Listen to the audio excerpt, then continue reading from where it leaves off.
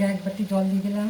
এবার দেখো এই বাটির এক বাটি চিনি দিয়ে দিচ্ছি, আর এই বাটি দিয়ে আরেক বাটি জল দিয়ে দেবো।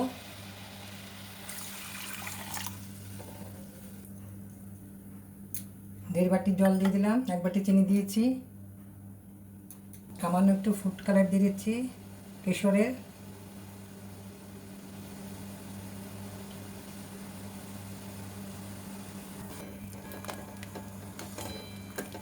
চিনিটা একটু গলে গেলে হয়ে যাবে, বেশি ঘন রস করার কোনো দরকার পড়বে না। কমলাভোগের একটা রেসিপি নিয়ে এসেছি, ছানা দিয়ে করে দেখাবো। দেখো এর মধ্যে ছানাটা জল ছেঁকে নিয়েছি, একটু কর্নফ্লাওয়ার দিয়ে দিলাম, হাফ টিস্পুনের মতো কর্নফ্লাওয়ার দিচ্ছি,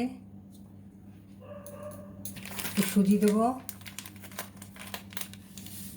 সুজিটা হাফ টিস্পুন সব মেপেই দেবো।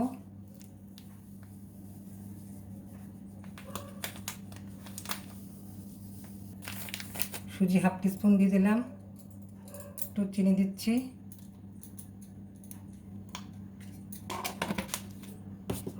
আর একটু কেশর ফুড কালার দিয়ে দেবো। ভালো করে সবটা মেখে নেবো খুব ভালো করে। ভালো করে মাখার পর এটা এই সাইজের গোল্লা করে নিতে হবে, এইভাবে বড় বড় গোল করে নিতে হবে, যে যেমন ছোট বড় যে যেমন সাইজ ভালো করবে।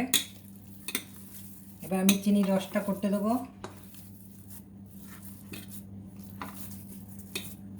যতটা চিনি থাকবে তার ডবল জল দিতে হবে।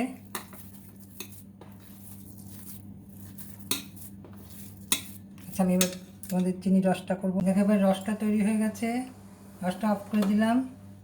এবার আমি এগুলো বলগুলো ভালো করে বানিয়ে নেব যেন ক্র্যাক না থাকে। এবার সবগুলো আমি ছেড়ে নিচ্ছি।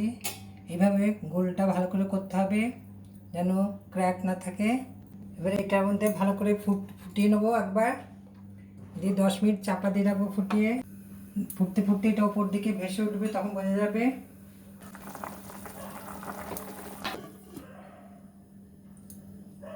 দশ মিনিট ঢাকা দিলে হলেই তারপরে তোমাদের নামিয়ে দেখাবো। দেখো এবার তোমাদের খুলে দেখাচ্ছি কত সুন্দর ফুলে উঠেছে।